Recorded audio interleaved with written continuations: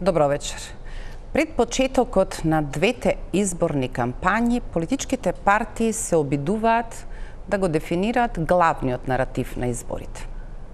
Колку им одговара тоа на вистина да биде само расправа кој е за ЕУ, а кој е за Русија? Што се однесува до парламентарните избори, сосема известно е дека можат дури да го одржуваат тој наратив, но во заднина, тие сепак се надпреваруваат за најголемиот тендер во државата, а тоа е на 4 години според проекциите за овогодишниот буџет околу 25 милиарди евра. Таа сума од пари ги чини до тој степен привилегирани да мораме да слушнеме на овие избори како мислат да се занимаваат со прашањето на расходите или какви политики сакаат да испорачаат за таа фантастична бројка од 25 милиарди евра. За волја на вистината, добар дел од тие 25 милиарди ќе треба однапред да бидат пресметани за ставки кои поради лошата структура на буџетот се разбира во добра мерка не може да бидат напуштени. Но што е со оној слободен простор?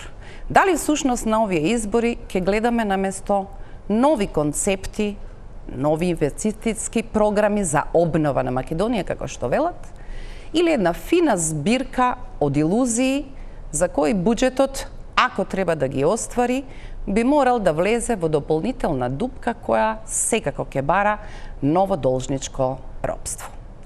Има ли смисла воопшто пред изборот како ги одбираат главните пилари кои поедноставено велат раст од 5%, намалување на невработеноста, огромна бројка на нови вработувања и уште многу други детали, да потпрашаме и понешто има ли во таа визија за трошењето на јавните пари некаква идеолошка рамка, некаков ракопис кој навестува дека тој пресврт и кај едните и кај другите во изборната трка има малку повеќе смисла од трошењето на 4 годишно ниво на јавните буџети. Вака како што зборуваат партиите, фискалната експанзија веројатно ќе ја принуди Народната банка да остане цврсто да ги брани макроекономските политики, а тоа парите на подолг рок секако ќе ги прави скапи. Вечерва ќе го видите представувањето на економската програма на ВМРО-ДПМН и мој гостин е потпредседателката на ВМРО-ДПМН Гордана Димитриевска-Кочовска. Ќе се обидам со Гордана вечерва да прошетаме низ некои од главните сидра во нивната програма, веројатно деталите ќе бидат разменети во текот на изборната кампања. Добро вечер. Добро вечер, благодарам на поканата. Само кратко пред да одиме на реклами. Кога Христијан Мицковски вели: сакам да расчистиме со минатото. Зборува ли само за ова блиско минато во кое со јавните финансии, со политиките управувал политичкиот противник, или имаме право да прашаме дека минатото е збирка од многу искуства и тоа меѓу другото кога е во прашање јавните финансии, економијата, го подразбира и она старото ВМРО? Кога зборуваме за минатото, буквално зборуваме за целокупното минато, затоа што ние нудиме еден концепт кој што ќе подразбере честно, професионално однесување пред се и работа исклучиво во интерес на граѓаните. Така да, тука не би подвојувала дали само во последните 7 години, ние сме си признале дека има грешки од претходниот период, тие грешки се воочени и во нашата програма имаме и такви сегменти каде што гледаме се што било погрешно да го подобриме, исправиме, затоа што сметаме дека навистина ова е на некој начин последна шанса да ја ставиме државата на здрави нози. Сега знам дека тоа во континуитет, нели за секои избори се повторува, ова е последна шанса и така натаму, меѓутоа ние сме цврсто одлучени. Тимот кој што е околу председателот Мицковски е пред се професионален, тим кој што никогаш нема да се стави себе си во ситуација да тера пред се политика, а да ја изгуби својата професионалност. Ние сме професионалци, а потоа политичари. Прва пауза за реклами, па ќе тргнеме сега со држински што значат некои од главните ветувања во изборната програма на ВМРО-ДПМН.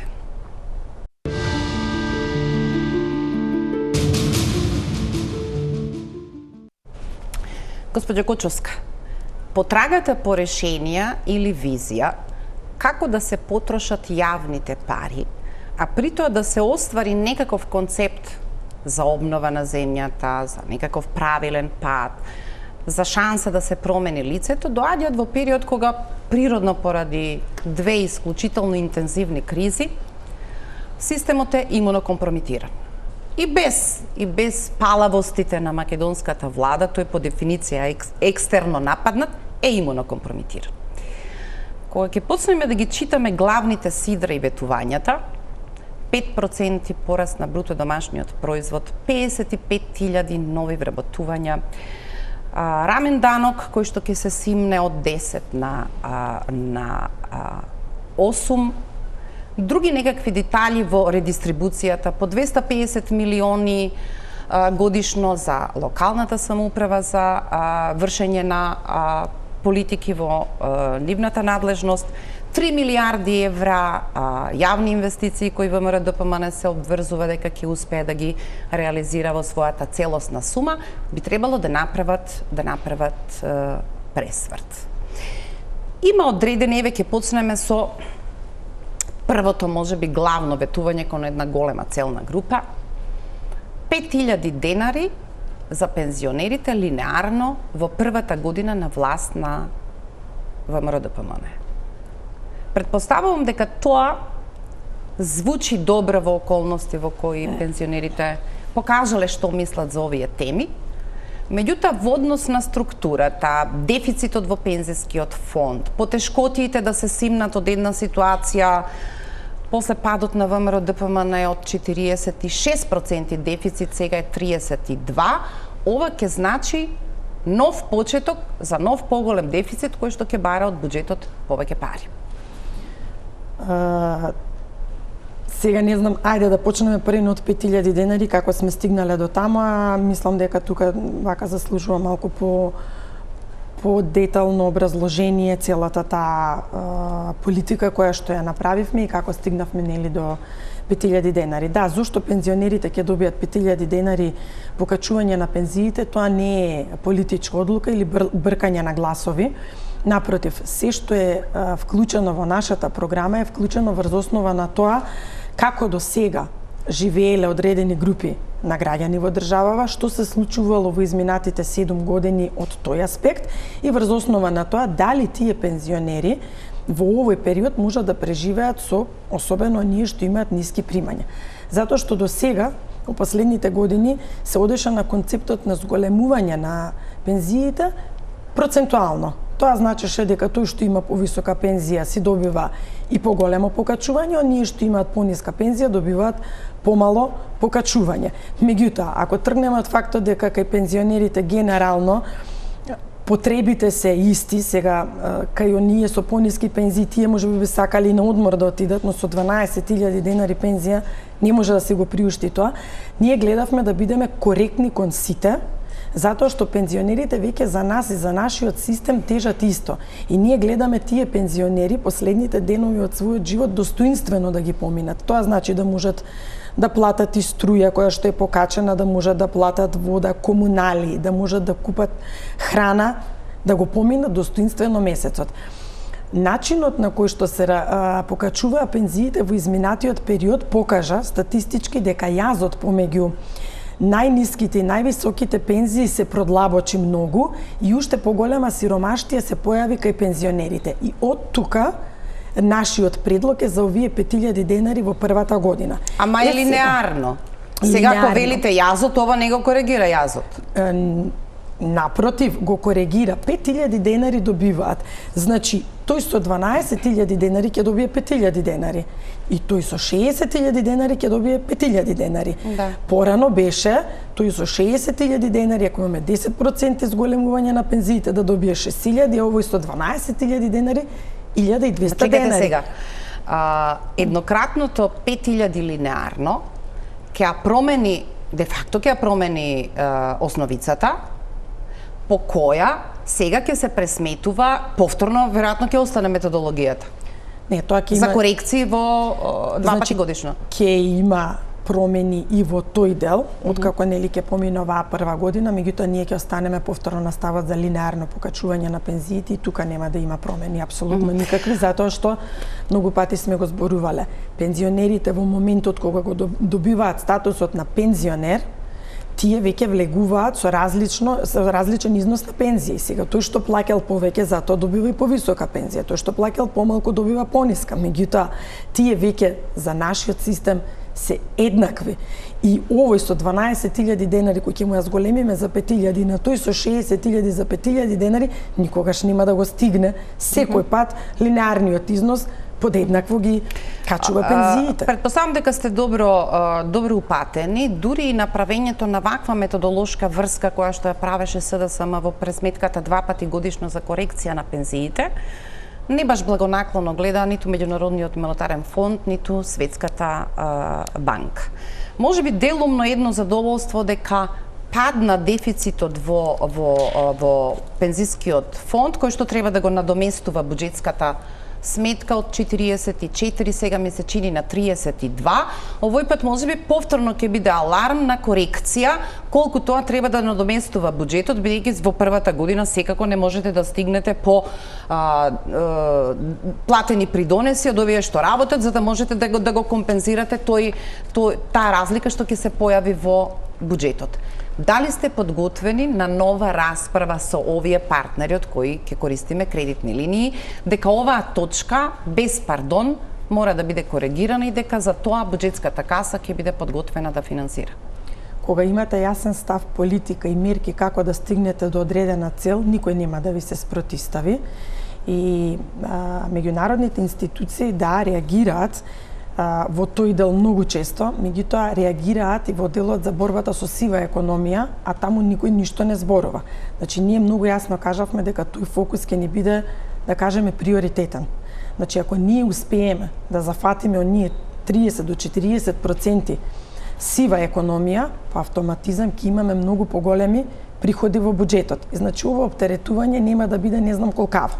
А кога станува збор за тоа дали се намалила трансферот кој што се префрла кон пензискиот фонд, јас не би се согласила, затоа што ако во 2008 сме имале еден износ кој што како разлика сега да кажам помеѓу она што сме го прибирале на основ на придонеси за пензиско се извинувам и тоа што излегува како пензии во месецот, тој трансфер бил многу помал за да ја надополни потребата за пензионерите, денес е 3 пати поголем во однос на тоа пример што било во 2008. Значи, разбира, меѓутоа релевантната споредба е во проценти колкава е дупката, во апсолутен износ, апсолутно е јасно дека се коригираат сите бројки, се коригира приходната страна на буџетот, се коригира има некаков раст, имате некакви дополнителни приходи, од тие имате дополнително, како се вели, раст и во пензискиот фонд и апсолутната бројка сосема известно.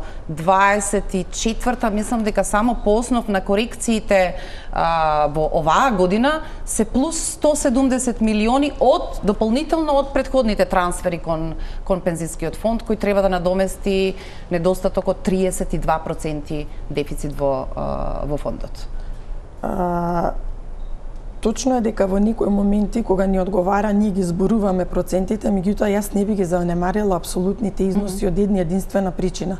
Ако ние зборуваме дека денес повеќе од 400 милиони префрламе повеќе нели од буџетот за пензискиот фонд затоа што не му се доволни средствата кои што ги прибира, а некогаш биле 150-160 милиони евра, тоа пак сега во математики може да покаже колку изгубивме други проекти кои што можеше да ги реализираме со тие пари. Значи, апсолутно Дали е страв госпоѓа Кочовска на сите на време да направат некаква по политика опасна проекција и малку поотворено да зборуваат дека во еден момент калибрирањето на овие бројки ќе стане неподносливо и дека државата ќе мора да размислува или да зголеми стапката на придонеси за пензиското осигурување или да оди кон опцијата за зголемување на старосната граница за одење во пензија.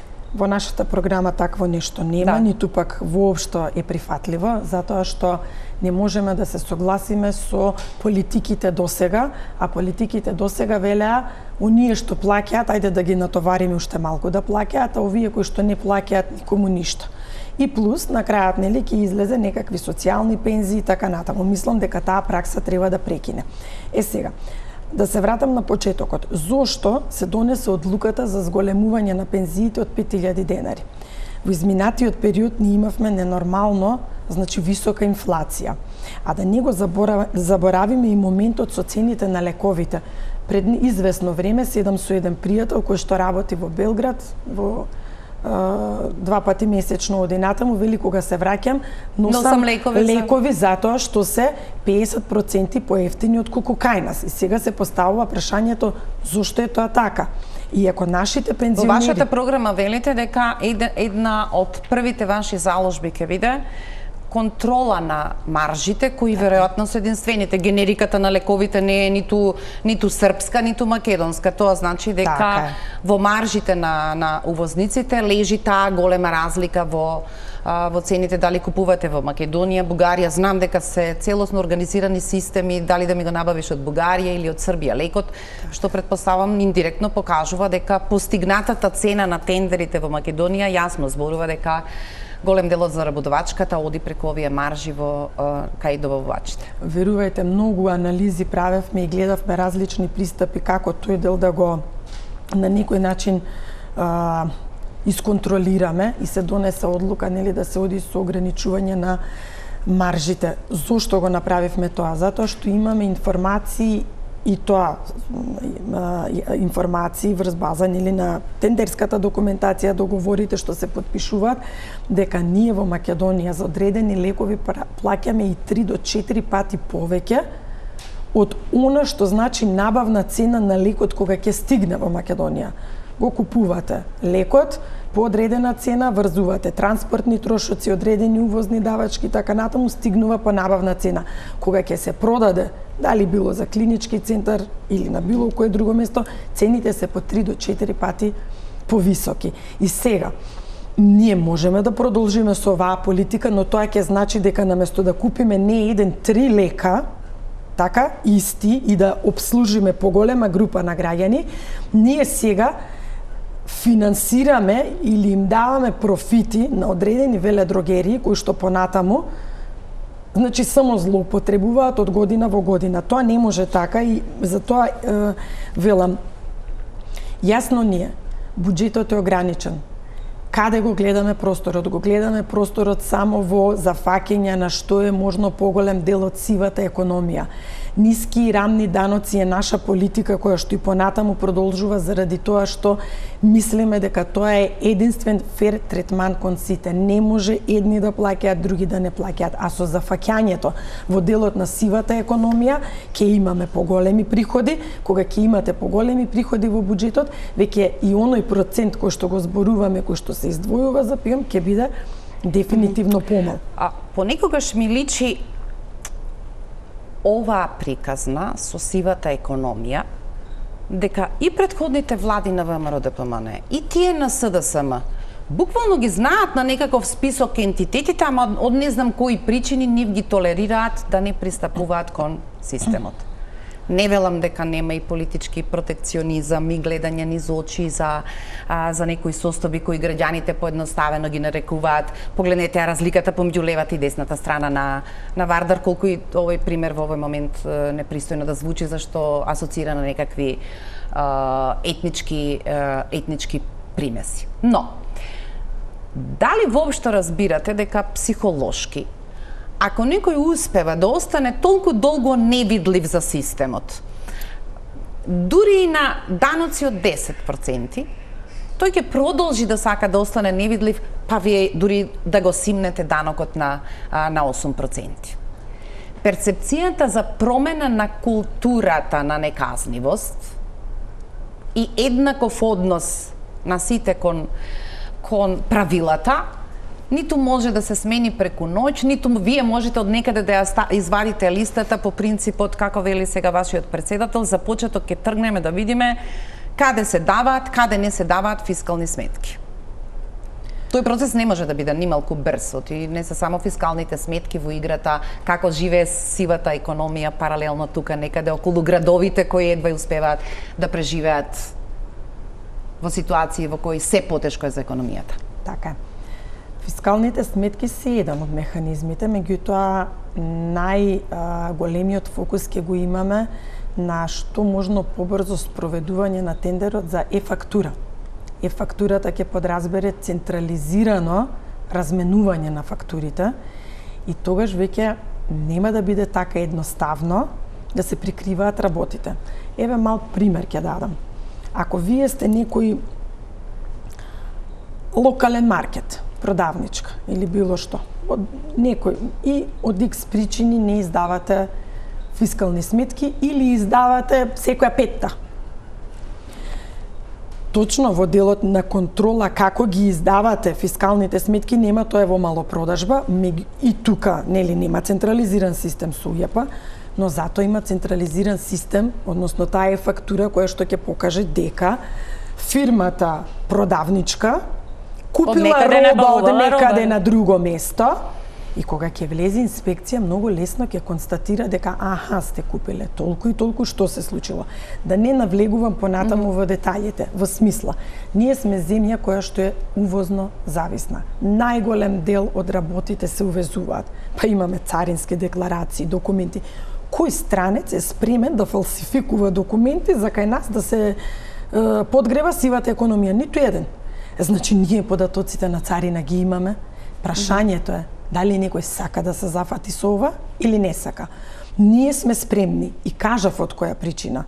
Сметаме дека не може и понатаму едни да плаќаат, други да не плаќаат. Ако градиме општество кое што треба да биде добро за сите, треба да го градиме ферски, и при тоа не воопшто не ми е акцентот на национална основа, затоа што верувајте, ако отидете и во источниот дел на Македонија, ќе забележите дека има ситуации кои што не издаваат фискални сметки. Значи не станува збор за тоа, станува збор за фактот дека секој еден треба да ги плаќа даноците. Јас до некаде можам да ја разберам и љутината на некој начин да кажам на приватниот сектор зошто сака да е повеќе во сива зона. Затоа што кога гледа дека кај политичарите имаме огромен процент на корупција и криминал, си вика, па зошто јас да ви плаќам на вас, а вие да крадете?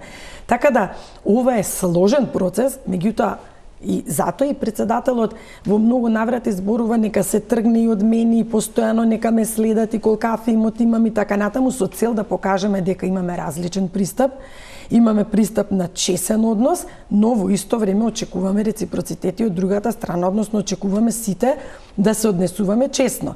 И да, ќе биде тешко, никој не вели дека нема да биде така, но мора да се почне. Прашањето, вие сега го заготнувате прашањето на довербата, прашањето на животот на нормите, каде што безброј пати честните кои ги исполнувале своите обврски на крајот се фатиле себе си во замката дека секогаш парламентот ќе донесе некаков закон да прости долгови, да прости дивоградба, да прости, тоа е секогаш на штета на оние кои што не мислеле дека системот треба да го компрометираат на тој начин. Предпоставам дека довербата ниту е еднозначен чекор, дека ќе треба време да ја воспоставуваме. Приватниот сектор безброј пати со право бил сомничав кон авантурите во трошењето на јавните пари, кои на крајот малку оставале за нивната кондиција за да можат во овој прилично комплициран свет, особено тие што извезуваат, да бидат сигурни дека може да се одржат во седло. Смеам ли да констатирам, госпоđo Кочовска, дека демохристијанската ВМРО ДПМНЕ ни нуди концепт на трошење на јавните пари во кои ќе создаде политики кои може да се поедноставено да се наречат, ќе бидеме своји на своето, знаеме што сакаме да чуваме, нема да правиме компромиси во некакви авантури, тоа ќе не чини многу милиони. Еве да почнам со ред. 250 милиони за 4 години во локалната самоуправа за обврски кои што се градинки, училишта, се останато, чинат 1 милиарда која ќе биде испумпана таму. Зад тоа не стои никаква приказност, но тоа е тоа. Државата сака да биде доминантниот бизнисмен, никој не име до колена во оваа конкуренција колку можат да испумпат. Меѓутоа, нема назнаки во овој концепт на ВМРО ДПМН дека има храброст да развива други модели на јавно-приватно партнерство. Зошто не повеќе приватни градинки? Зошто не друга дефиниција колкави и какви треба да бидат нашите градинки на кои ќе им дадете дозвола? Зошто не повеќе приватни училишта? Зошто не стимулација луѓето да ги излечат своите пари, да речеме, кои што ги штедат, да се обидуваат да инвестираат? Оти само објавувањето на граѓанската обврзница покажува дека луѓето и не се така недоверливи кон системот за кој велат дека е распаднат, дека е пред банкрот. Сумите беа прилично високи, а поборувачката исто така голема за граѓанските обврзници.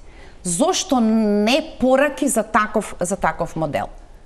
Што повеќе пари од овие што се чуваат, а не државата доминантен собственик на објектите, на бизнисот, на приказната?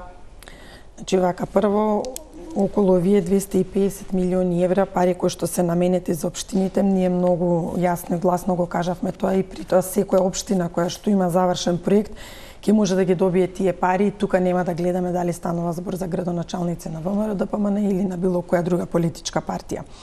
Тие пари се наменети за водовод, канализација, и ние кога одиме на терен сме фрапирани од фактот дека многу населени места во Македонија нема питка вода за пиење, нема водовод, нема канализација. За градинки, училишта да не зборуваме. Сега рековте во однос на јавни-приватни партнерства не е така, во нашата програма има на многу места предвидено јавни-приватни партнерства, исто така има поддршки за отварање на градинки од страна на приватниот сектор, меѓутоа, нели, кога се прават сите овие работи, треба многу внимателно да се пристапи, затоа што да дадете лиценца на некој да отвори градинка, значи многу голема одговорност, работи со она што ние на сите родители најсвето, тоа се децата, и тоа треба да помине, нели, сериозна контрола пред да ги добијат, но ние тоа го имаме земено во предвид во нашата програма. Сега, во однос на штедењето на парите, некако сакав најмногу на тој дел сега да се фокусирам, и тоа се однесува веќе и на сето останато.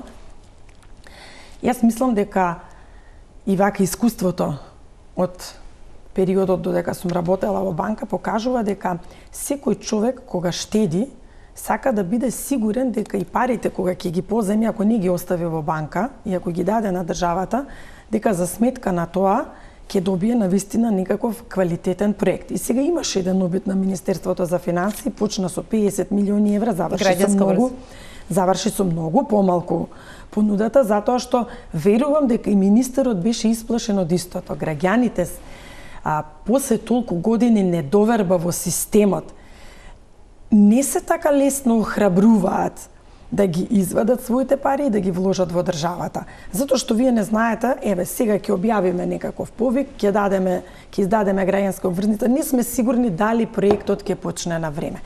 Не сме сигурни дали проектот ќе се заврши. Колка временски период треба за тој проект да се заврши. Сето тоа создава недоверба кај граѓаните кон државата. И ова не е од сега, ова трае со години. Ние сега треба прво да ги убедиме граѓаните дека сме спремни сето она што сме го ветиле, дека ќе го реализираме. Ќе реализираме проекти по приоритет, дека не може да немаме здравство, а да направиме споменици на секој чекор. Нека ми простат гледачите, може би за некој е убаво, за некој не е убаво, но суштината е мора да ги наредиме за лебот и чоколадото, добро. Мораме да ги наредиме приоритетите. Пардон, глупава споредба, тоа што е на плоштот не е ни чоколадо. Значи мора да ги наредиме ние приоритетите суштински, оние кои што се најбитни за граѓаните. Ние спроведувавме. Но знаете јас што ве прашувам? дури сметководителски лесен е проектот, како и без да одлучува управниот одбор во компанијата, сметководителот едноставно гледа колку приливи имате, колку расходи имате, колку ви недостига, ќе се задолжам. И Македонија веќе прилично долг период и дури изворите на задолжување апсолутно не ги менува тоа. Ќе емитуваме евроврзница и на месечно ниво според календарот ќе се задолжуваме кај домашните банки. Ако Македонија сака да гради, да речеме, нов клинички центар, овие не успеа да го изградат. Зошто не моделите дека ликвидноста на домашните банки, емитувањето обврзница во која граѓаните ќе пристапат кон тој проект, ќе отвори шансата без да го оптеретуваме дополнително буџетот под претпоставка дека ќе има некаков грејс период, дека каматата ќе биде сосема, приносите сосема пристојни и тоа ќе собере сума за да можеме да ги ангажираме средствата на малку покреативен начин. Ова е веќе толку многу да сега може да се вежба помалку министер за финанси во смисла на слободата, кога ви недостига, си земате, се метувате 1-2 евро врзници и не пробувате никакви други модели во менеджирањето на парите. Недовербата во системот. Јас верувам дека секој еден министер за финанси можеби најмногу би сакал да емитува обврзница во државата. Ние пробавме со општините, па сега имаме други проблеми, сме закочени од владата, значи како ВМРО ДПМН не е дека не правиме обид во оваа насока, закочени сме, меѓутоа верувајте дека и додека сме разговарале, подвоено ни е мислењето. Повторно се враќам на моментот довербата во системот. Еве ние, како граѓани, ако имаме повеќе пари и сме ги ставиле како депозит во банка, сега за да ги извадиме и да ги дадеме на државата, треба да сме сигурни дека тоа што ни го ветила ќе ни ги врати, и во какви, рокови, со каква динамика и така натаму, ќе го направи тоа. До сега не се случило да се има 100% доверба во нашиот систем. Еве да кажеме дека ќе зборуваме за клиничкиот центар. Имаме конкретна физибилити студија која што покажува дека е најдобро да се направи таму каде што е сега, да не отиде на некое друго место. Дали имаме концепт за колка временски период ќе го завршиме?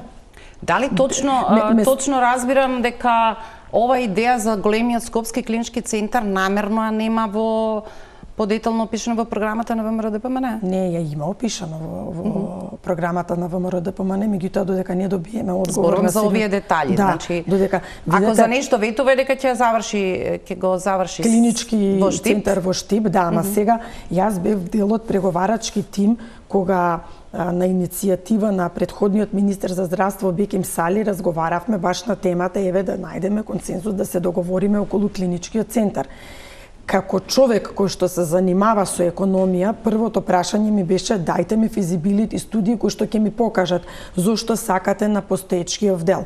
Зошто или не сакате на друго место. Не, концептот на Сали беше што значи сосема необичен. Ова го давате на некого да гради згради, тој ви го финансира клиничкиот центар. Не, ама знаете како за да го поместите лудо и ризично во. Ама сега ќе го поместите на периферија од Скопје, што ќе се случува со граѓани не знам од аеродром, од кисела вода, од Драчево додека да стигнат до другиот дел. Понатаму имаше дискусија околу тоа колку ќе кошта инфраструктурата. И никаде не препознавам ниту во вашиот концепт, госпоѓо Кочовска, напредок во кој осигуреникот е на прво место. Напротив, претензиите на ВМРО ДПМН во однос на издравствената каса остануваат во тој класичен модел да видиме што ќе правиме со јавното здравство, не баре приватното исто така не испорачува услуги кои имаат врска со здравјето и за кои државата ја дава дозволата и тие по таа дефиниција се дел од системот. Како се уредуваат внатрешните односите? Во зависност од тоа каков капитал стои, покажуваат приносите на едните или на другите. Ми се чини дека одлуките да се тргне радикално кон осигуреникот и неговото право да ја добие цената на услугата и да може да смета што плюс дополнително би платил во приватниот систем, што да речеме во државниот би било само партиципација, е чекор на кој властите не се одлучуваат и постојано ние ги гледаме математиките на сите промашености на клиничкиот центар, на јавното здравство, луѓето си одат, експертизата оди кон приватните и сега мухамет или брегот веќе нас апсолутно не ни е јасно и дури кога ќе прочитаме 500 лекари, 500 медицински сестри, не можеме тоа да го посложиме дека тоа во еден момент драстично ќе го подобри квалитетот на услугите во јавното здравство. Не, значи имаме многу. Зошто страв од партнерства? Зошто страв од модели кои веќе успеале, да речеме како тој за диализата, како тој за кардиохирургијата. Дел од нив се скапи приказни во размената. Но некаде помеѓу може да се наоѓаат формули кои всушност ќе остават целата таа композиција во коректна врска. Нашата држава и по устав е таква да мора да им обезбеди на граѓаните здравствена заштита. Што значи дека ние мора да се фокусираме на изградба на нов клинички центар, во кој момент и каде ќе покаже дополнително анализата која што жал ми е што не се направила пред 15 години, ние сега ја дискутираме. Но сметам дека таков клинички центар ние треба да имаме. Во однос на јавно-приватно партнерство не е спорно дека се што може дополнително да се направи ќе се разгледа како опција. Сега, не можам да се сложам дека во делот на здравството немаме предвидено одредени мерки и предлози така натаму. Првин правиме централизирање на клиничкиот центар. Ке има еден директор, ке укинеме и економски директори и директори на клиники. Понатаму, централизирана набавка на лекарства, затоа што сметаме дека кога поединечно клиниките ги набавуваат, цените се многу повисоки. Понатаму, имаме, значи, видете, и програмата не може се да опфати, затоа што би била тогаш и повеќе од 1000 страни, но ова се концептите кои што ќе се спроведуваат. Не може вие, пациенти од внатрешноста на Македонија, каде што имате лекари соодветни да дадат терапија, да ги третираат пациентите, да си ги препраќате во Скопје. И тој лекар, било да е во Штип, во Тетово, во Битола, да земе иста плата како овој во Скопје, а при тоа овој во Скопје да не може да крене глава од работа, па затоа после ќе бега во приватниот сектор, а овие земаат иста плата. Внимавајте, во еден разговор добив информација дека на клиниката за гинекологија сме имале 80 гинеколози. Моето прашање беше дали има доволно ординации каде што тие гинеколози во 2 смени ќе можат да прегледуваат? Не. Тоа значи дека дел од тие гинеколози земаат плата која што не ја сработуваат, а во исто време имаме недостаток на анестезиолози. Пример, стоматолошка клиника, еве може и да прашате, деца со попречености. Кога треба да поправаат, значи, заби, тие имаат посебен третман, каде што доаѓаат анестезиолози, ги успиваат и така натаму, се чека и по 9 месеци на листата. Кој го прави планот во здравство? Па имаме толку гинеколози или кардиолози или интернисти или не знам што, а имаме делови кои што не ни се покриени. Значи, тука ќе има исто така сериозна реорганизација, не може само специјализации да се добиваат, поготово државните. Како што некој сака, мора да има план. Во системов немаме апсолутно никаков план. Понекогаш кога инцидентно медиумите ќе донесат вест, се пензионираше последниот педијатар, да речеме, измислувам во Охрид, сега не точно се сеќавам каде. Па и таму има недостиг на педијатри. Кога ќе отворите листата, сваќате дека со промашеноста за контролата на специјализацијата, за недостатокот на мапирање каде што навистина треба, за улогата за насочување на крајот на краиштата и да го платите не сами да ја платят својата специјализација, во еден момент ќе се соочуваме со вакви проблеми кои се последица само на лошото внатрешно планирање. Сакам да ве прашам за фамозните 3 денари од акцизата. Образование, култура, спорт. Тие на ниво на мандатот треба да донесат по 50 милиони евра плюс за овие сектори. Така.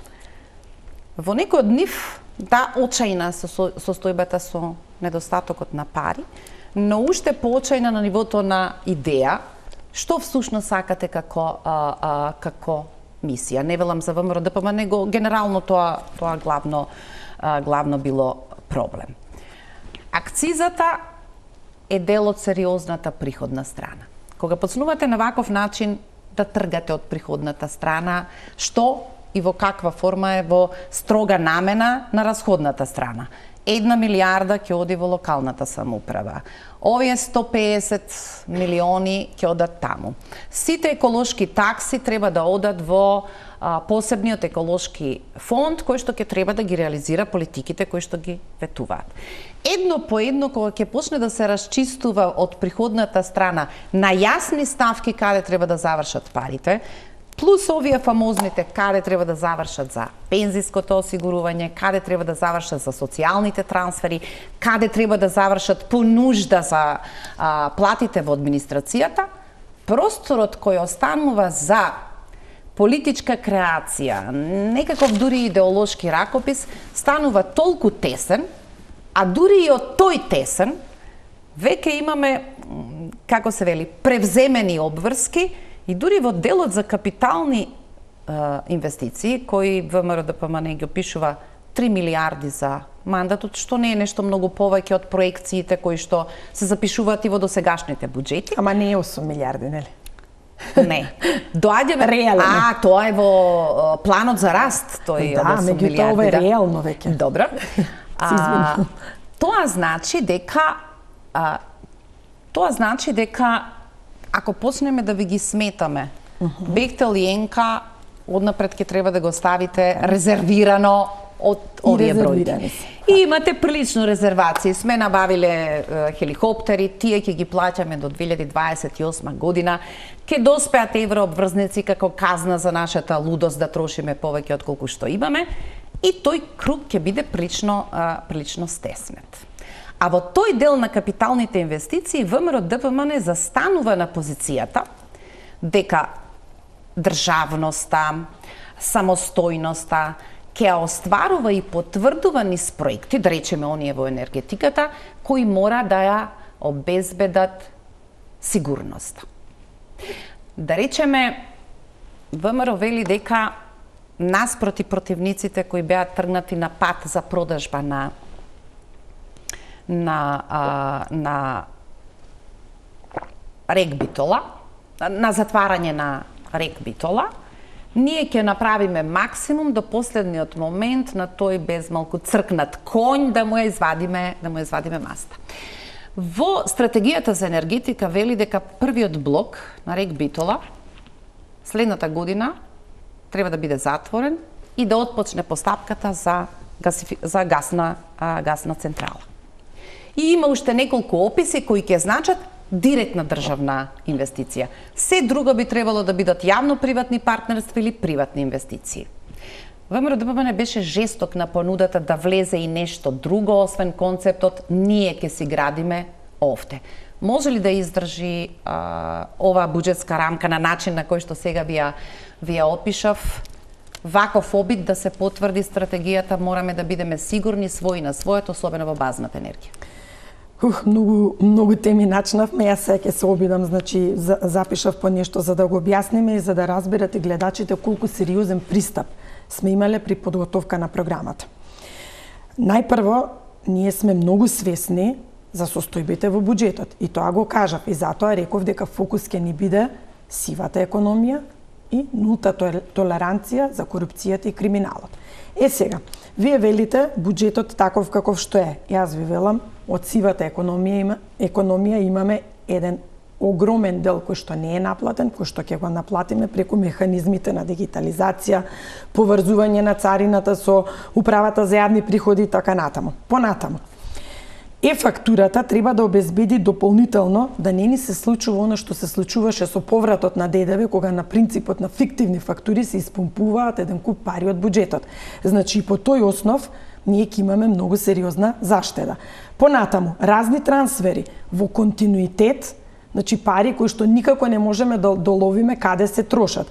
И еве сега, колку за информација на граѓаните, веќе јас правам напори да направиме дополнителна под аналитика на оние класични ставки што ги гледаме со години во извршувањето на буџетот, да ги разграничиме, подлабински да навлеземе и еднаш за секогаш да ги покажеме податоците такви какви што се, зашто ние, како идна влада, немаме намера да прикриеме ниту еден трошок кој што ќе се прави.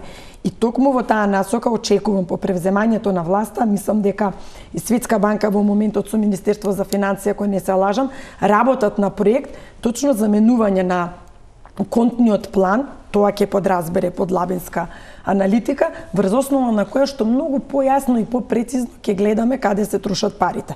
Значи сега, во делот на приходна страна, ако се фокусираме на овие точки кои што ги кажавме, во делот на расходната страна, ние дефинитивно ќе имаме заштеди и простор. Понатаму, 360 милиони евра дадени на ЕСМ. 100 пати кажавме, таму има корупција и криминал и неработење, никој ништо не превзема. Јас не се согласувам дека ЕСМ или РЕК Битола е цркнат конј, напротив, таму има простор за работа, ако сакаа да работат.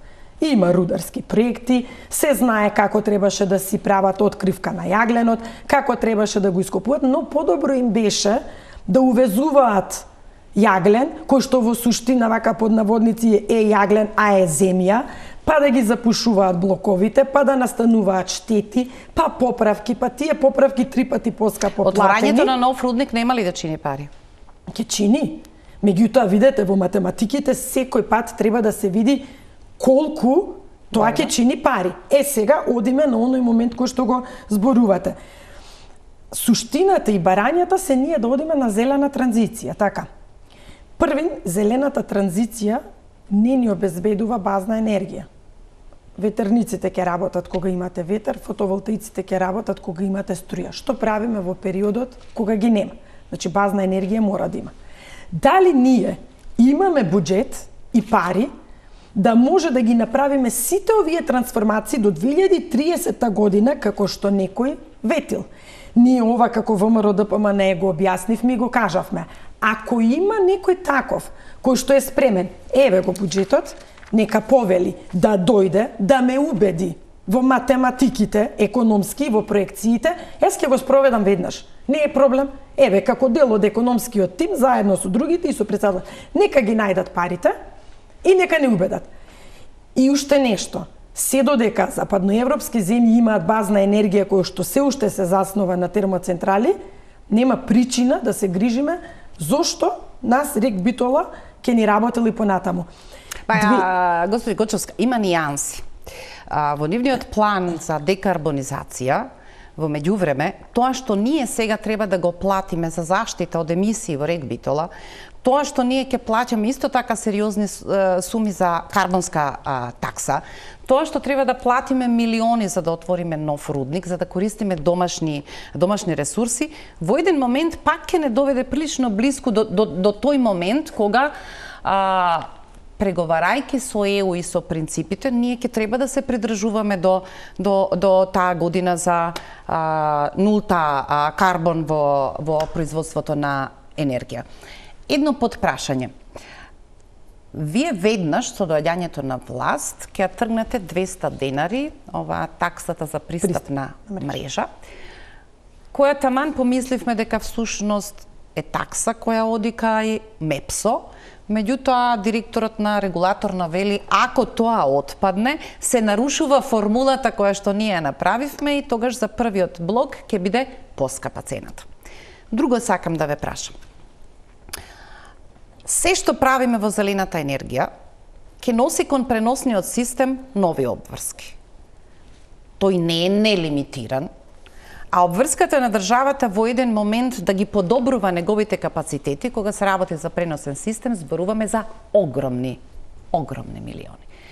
Сега како да помириме таа фаза? Дигаме ветерници, фотоволтаици, мали хидроцентрали, даваме пристап на се и се што кон мрежата и во еден момент таа, како се вели, ќе биде во мртва трка, што да прави со испорачувањето на базната енергија наспроти овие кои имаат договори дека ќе помине низ системот. Кому ќе остане обврската за зголемување на капацитетите на преносниот систем, кој во принцип чини милиони? Ете така, сега и тоа баш јас го запишав додека зборувавте. Значи, ние зборуваме за модернизација на постоечките капацитети кои што и во овој момент постојат. Меѓутоа, овие фотоволтаици, овие ветерници дополнително ја оптоваруваат мрежата во дадени места или региони во државата која што не е спремна да прифати толкаво количество на електрична енергија, односно треба и таму инвестиции, модернизации и така натаму. И токму тоа е една од причините, од многуте причини, нели, која ќе ставите се на харта инвестиции ваму, инвестиции таму и онаму и ќе заклучите дека ние не можеме преку ноќ да одиме на зелена енергија. Тоа е една работа и повторно се враќа. Не, ние веројатно можеме, меѓутоа сите нови договори кои што ќе ги исклучувате, ако се тоа приватни оператори, апсолутно треба да биде јасно дека нивниот бизнес ќе биде поскап, бидејќи ќе морат да складираат во батерии. Сега на ваков начин, кога вие веќе имате дозвола дека преносниот систем тоа ќе треба да го превземе, всушност ви изгледа полесно да градите. Не. Батериите се одлично решение, но скапо. Да. И се согласувам. Значи, токму тоа ви велам. Да, сега е лесно да пристапувате кон приказната затоа што е поевтино, бидејќи преносниот систем ви дава пристап. Ако ќе ви рече државата, ќе ја добиете дозволата, но мора да складирате во батерии затоа што системот е зафатен, тогаш токму тоа сакам да ви кажам. И сега не дека батерија не може да се направи, но чини пари. Затоа јас ви велам, ако во буџетот некој е спремен да ги предвиди сите тие трошоци, сите аномалии на мрежата, на системот и така натаму, нека дојде, нека каже, нека ни ја направи математиката и ние ќе го спроведеме. Ние не можеме само да се фокусираме на енергетика и се што, значи како аномалии, поготово во последните 7 години се направи, ние сега наеднаш со магична стапче да го решиме. Па една Германија и Франција се уште имаат термоцентрали.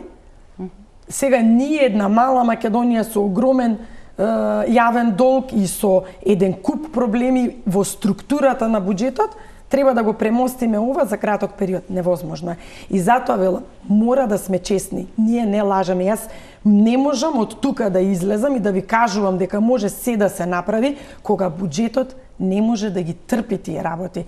А да, ќе работиме да создадеме услови и се што ќе значи дополнително обезбедени средства, ќе ги насочуваме таму секако. Пауза за реклами.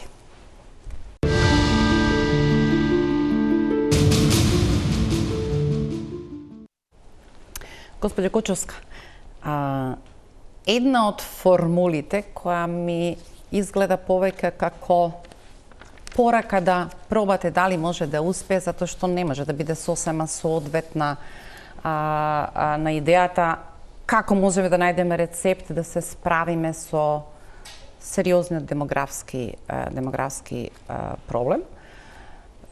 ВМРО ДПМН е одново игра на старите рецепти, сега ги менува позициите за тоа на кој начин би сакал да го изведе тоа.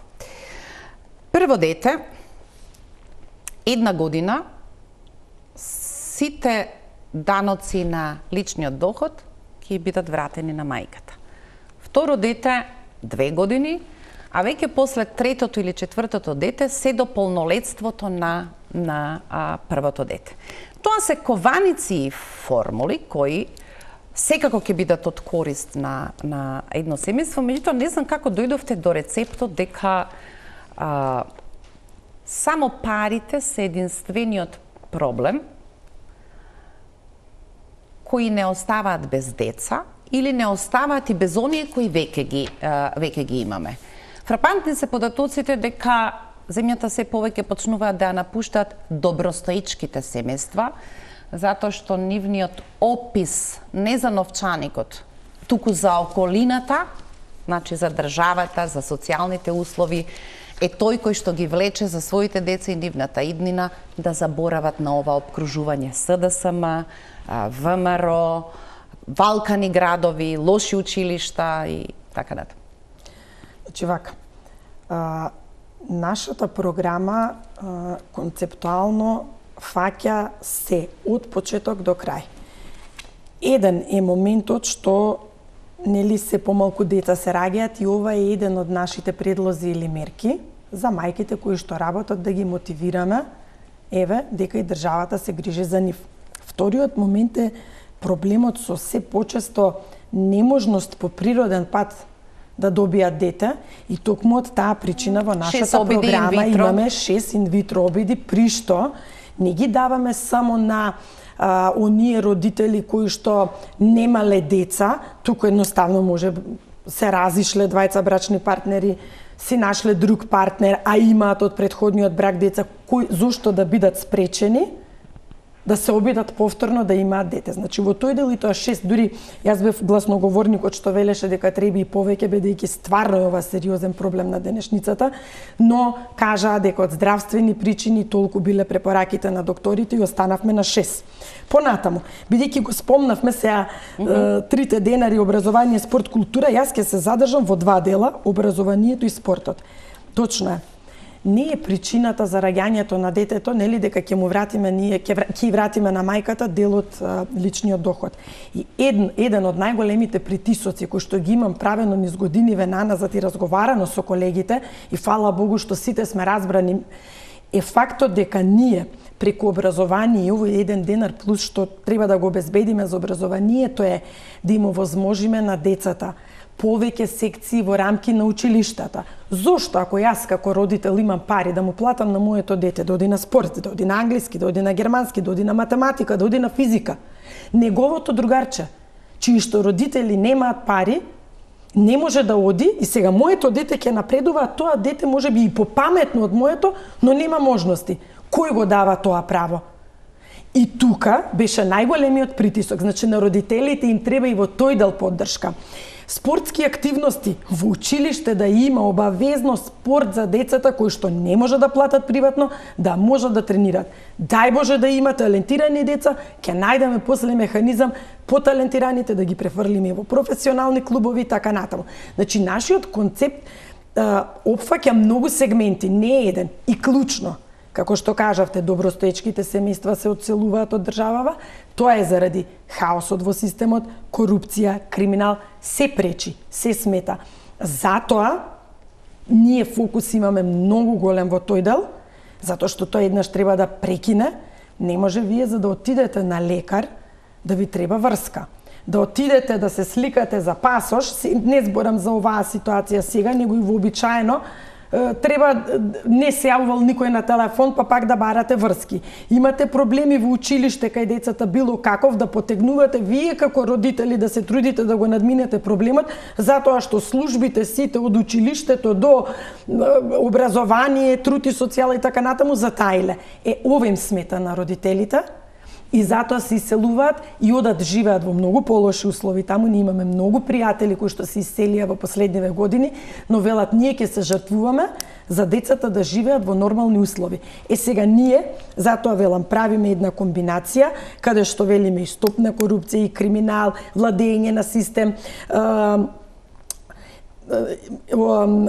IT секторот, значи да функционира, институциите да бидат дигитално поврзани, сето тоа да го олесниме нивниот живот, да не се нервират. Не може да седите да чекате на Партизанска да поминете семафор и да видите како некој оди со 100 на саат. Тоа смета. Еве, јас како родител, значи се фрустрирам за еден куп работи. Деца фрлаат хартија по улица. Тоа треба никој да ги научи. И сето тоа најмногу треба да се учи во училиште. Затоа посебен фокус имаме на образовниот систем и ќе треба време, но на родителите да им обезбедиме праведен, правичен систем, правна држава кај што ќе функционира секако што треба, за тие да остануваат тука и дополнително на тоа да им помогнеме со децата. Затоа што пак ќе кажам, ниедно дете нема, секој дете треба да има пристап до се. Пораките за штедлива влада, повеќе ги разбирам како првичен обид за разбирање дека подоцна ќе одиме и подлабоко. Намалување на управните одбори, бришењето на замениците директори, нова организацијска шема за која во еден дел за органите за државната управа ќе треба бројка од 80 во парламентот, но ако таа е на трагата на студијата што ја плаќаше и Европската Унија за реформа на државната управа, предпоставам дека тие 80 ќе успеете да ги добиете. Скромно некаде стои дека вашите амбиции се 10% намалување на државната администрација. Бројот на институции. Бројот на, да, тој по автоматизам велите ќе намали добар дел од нешто ќе се прераспореди, но нешто и ќе биде вишок. Како да го тргнеме, госпоđо Кочовска, сеќавањето на старите лоши денови во менаџирањето? Не велам само за ВМРО-ДПМН, исто така и за СДСМ, во кој никогаш не ни било јасно зошто буквално до наставничка оди така наречениот изборен плен во кој ние дојдовме, ние го добивме мандатот од народот и тргнувате и менувате.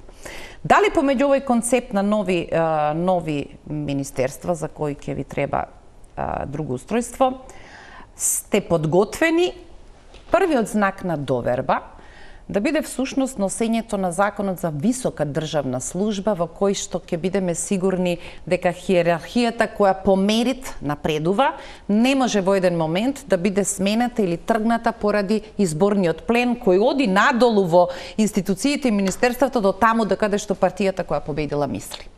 Јас можам само едно нешто да кажам. Тоа е концептот. Нас мора професионална администрација да не штити од наглите промени без оглед кој дошол на власт. Тие ќе имаат од прилика избор за извршување на своите политики кога ќе донесат во системот. Значи, ние зборуваме и нашата заложба ќе биде во првите 2 години да успееме да ја професионализираме администрацијата. Зошто го зборувам ова? Затоа што целата администрација на овој или оној начин има комуникација со други држави, така. И сега, ако е несоодветен, ако е неквалитетен, ако е непрофесионален, и од мојата партија да е, ќе ме срами пред странците. Значи, ние еднаш за секогаш мора да ги најдеме професионалците, кои што се заинтересирани за иднината на државата и фокусот да не биде таму. Во нашата програма има многу мерки кои што беа предложени од страна на приватниот сектор. Ние пред да ја направивме многу комуникации, направивме со нив притоа. И ние сме луѓе од приватниот сектор. Анализиравме, споредувавме, прашувавме, па ги прифативме. Значи, во секој еден сегмент мора да има комуникација и администрација, приватен сектор, се што било добро и што е квалитетно, ќе се задржи. Нема причина да не се задржи. Но не може повеќе толеранција од неодење на работа, или земал 3 месеци неплатено, заминал во Хрватска, а неговите колеги тука работат, а ние сигурно му ја чуваме работата, така? Затоа што треба да се врати и повторно да продолжи да не работи. Еднаш за секогаш тој систем треба да престане. Затоа што јас не само дека кратко, тоа е... дали ВМРО-ДПМН има намера да исчекори на потребите на бизнисот, да зголеми квотата на дозволи, да дозволи, како се вели, на повеќе работна сила однадвор, тргајќи ги настрана амбициите, 55.000 нови работни места, намалување на невработеноста на 7,5%. Ние сериозно разговаравме, значи, со приватниот сектор во однос на оваа тема и дефинитивно ова е многу голем проблем и токму од таа причина имаме посебен осврт на Агенцијата за вработување, мечирање на податоци помеѓу понуда и поварувачка, преквалификување, но сериозно преквалификување на луѓево, а не отишле на еднодневна обука во агенцијата и готово преквалификувани се. Не, тоа нема да го правиме, мапирање, значи, на лицата.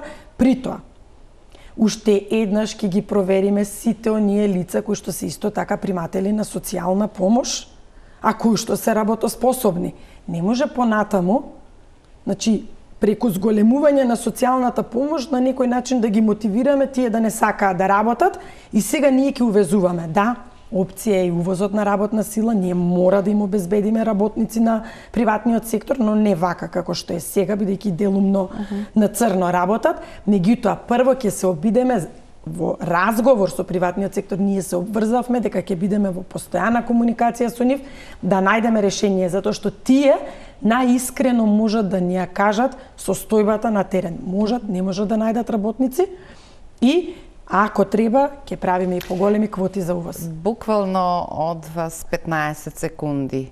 Жичница од Скопје до Средноводно, која би направила врска со оваа која постои од Средноводно до врвот на Водно. Нели се плашите за алузијата дека некои од старите идеи на Никола Груевски сепак овие ако дојдат на власт ќе се обидат да ги довршат и да потрошат милиони? Па не, ова е направено врз база на тоа дека граѓаните го бараат и кога одиме на терен го бараат. Иначе сега какво е моето лично убедување ако ме прашувате, не мислам дека сега тоа е еден од приоритетите, меѓутоа граѓаните го бараат, а ние кога граѓаните го бараат мора да одговориме на нивните барања, мора да земете во предвид дека голем дел од граѓаните немаат возила. Не можат да се искачат до таму па со жичницата да отидат од Средноводно до горе. Се повеќе имаме загаден воздух. Луѓето треба да одат на чист воздух. Дури ние сега не предвидовме ништо, но јас сум и за тоа да се прават одредени паркови, од оние авантуристички, најразлични, за да може родителот за викенд да го однесе своето дете на чист воздух. Се повеќе имаме деца заболени со различни алергии, со проблеми со бронхити, така натаму. Ние тој проблем треба да го решаваме. И токму од таа причина е ставена. Нашето време истече. Искрено се надевам дека во дебатата ќе чуете едни од други, без оглед кој ќе победи на изборите, ќе прави влада, предлози кои вреди да се стават на некаква листа. Некои може да бидат и фини, сериозен исчекор. Некогаш државата може да пропише дека нема да имат веќе нови згради кои на кровот нема да предвидат, како се вели, зеленило, дека ќе провери државата што е тоа што Македонија чини толку посебна за разлика од сите во околината. Таа има највисок пораст на цената на квадратот, сигурно Македонија не го произведува ниту железото, ниту цемент. Помеѓу има многу приказни пред да тргне државата да им плаќа на младите брачни парови учество затоа што е ненормална цената на квадрат стан. Некој од овие работи да ги провери во колкав дел се пералница, во колкав дел се вистински повик на пазарот. Ама нашето време истече. Ако ме прашате, само еден коментар би дала. Да, се согласувам, не е нормално ова што се случува со цената на становите на метар квадратен и јас тоа го на некој начин поврзувам со криминалот кој што се случува и тоа се пари од криминал кој што потоа бидејќи тие се безидејни луѓе кои што најчесто било да се од администрација или било да се од приватен сектор ги прават и ги вложуваат во станови, така да тоа ќе има посебен третман. Ви благодарам што бевте моја гостинка вечерва. Сакам да ви речам дека следната недела доаѓа на истото ова столче со економската програма на СДСМ Фатмир Битичи. Пријатно.